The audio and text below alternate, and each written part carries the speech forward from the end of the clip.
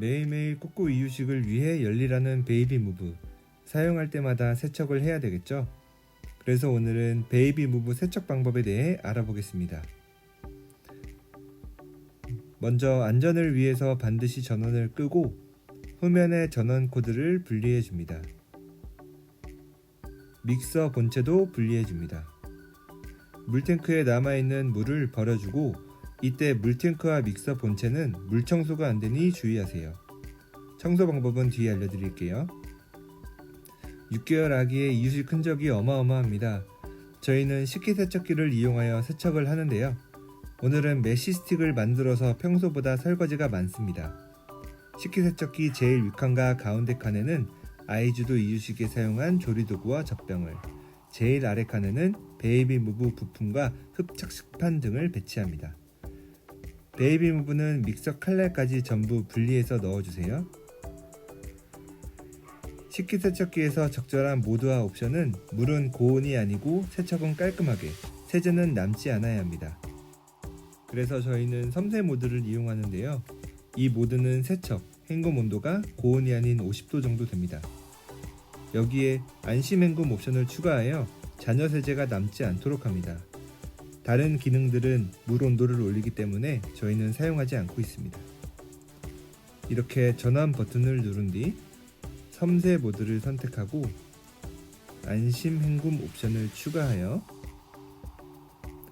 세척을 실시합니다. 대략 1시간 정도 지나면 이렇게 깔끔하게 세척이 완료됩니다.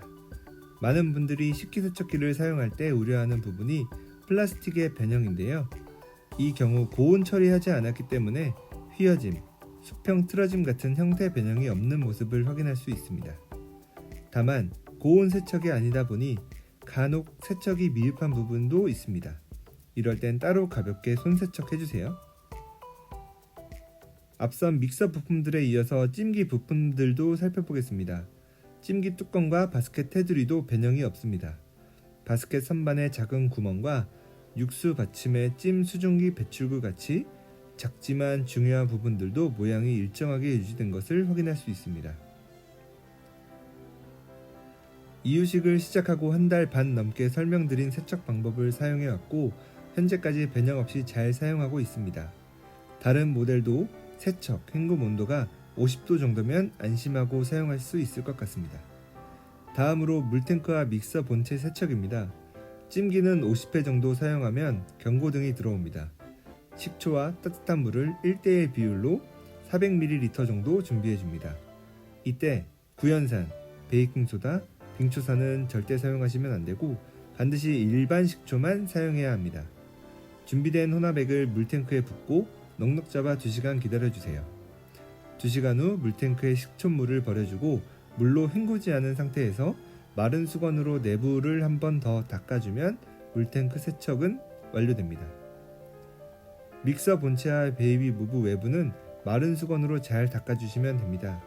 믹서는 본체와 결합된 상태에서도 고정은 안되니 이동 및 세척 시 주의해주세요. 저희는 몇 번 본체를 떨어뜨릴 뻔해서 믹서기를 사용하는 경우를 제외하고는 안전을 위해서 항상 본체를 분리해둡니다. 정리해보면 먼저 세척 시 안전을 위하여 전원 코드를 뽑아주세요. 다음 믹서 본체와 물탱크는 물청소 혹은 베이킹소다, 구연산 등은 절대 사용하시면 안됩니다.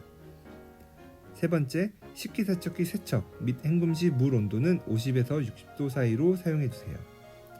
마지막으로 경고창은 50회 정도 주기로 경고등이 나타나니 그 전에는 청소하지 않는 것이 좋습니다.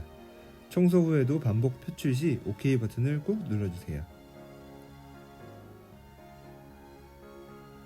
베이비 무브는 죽 이유식부터 아이주도 이유식까지 활용도가 참 높은 제품이라고 생각합니다. 참고로 꾹꾹 아이주도 이유식의 90%는 베이비 무브를 사용해서 만들어줍니다. 오늘 영상 참고하셔서 더 편리하고 안전하게 베이비 무브를 사용하고 세척하시면 좋겠습니다. 영상이 육아에 도움이 되셨길 바라며 오늘도 육아하시느라 고생하셨습니다.